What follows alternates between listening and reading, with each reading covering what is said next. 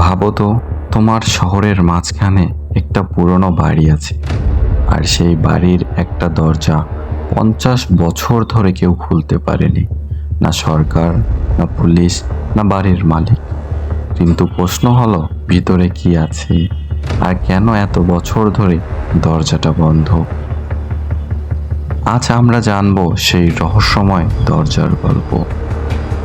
1975 সালের দিকে একটি পুরনো জমিদার বাড়িতে এই দরজাটি প্রথম আলোচনায় আসে।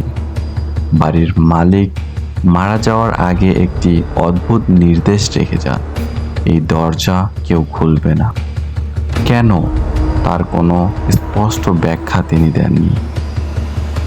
তার মৃত্যুর পর নতুন মালিক দরজা খোলার চেষ্টা করেন, কিন্তু দরজাটি ছিল অস্বাভাবিকভাবে শক্ত, যেন ভিতর থেকে লক করা।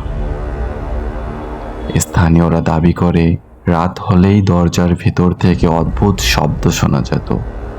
কেউ বলতো সেখানে গুপ্তধন আছে, কেউ বলতো গুরুত্বপূর্ণ গোপন নথি লুকানো আছে, আবার কেউ বলতো এটা কেবল মানুষেরই কল্পনা। কিন্তু আশ্চর্যের বিষয় হলো, 50 বছর ধরে কেউ দরজাটি খুলতে পারেনি। লোহার কাটা যন্ত্র ব্যবহার করা হয়েছিল, তবুও ব্যর্থ।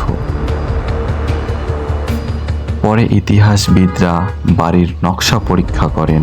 তারা ধারণা করেন এটা হয়তো একটা সেফ রুম, যেখানে জরুরি অবস্থায় পরিবার আশ্রয় নিত। দরজাটি বিশেষ লক সিস্টেম দিয়ে বানানো হয়েছিল, যা বাইরে থেকে খোলা প্রায় অসম্ভব। অন্যদিকে কিছু মানুষ বিশ্বাস করে এটা শুধুই রহস্য তৈরি করে, জায়গাটিকে বিখ্যাত করার কৌশল।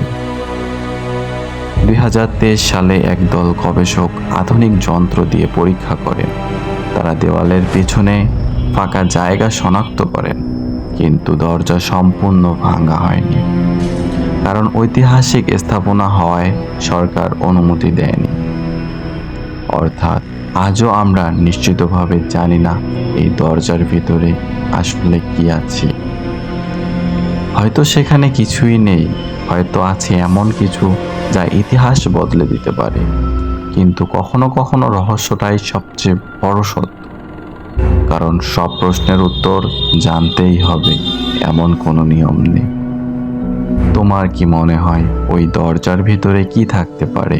কমেন্টে জানাও তোমার মতামত।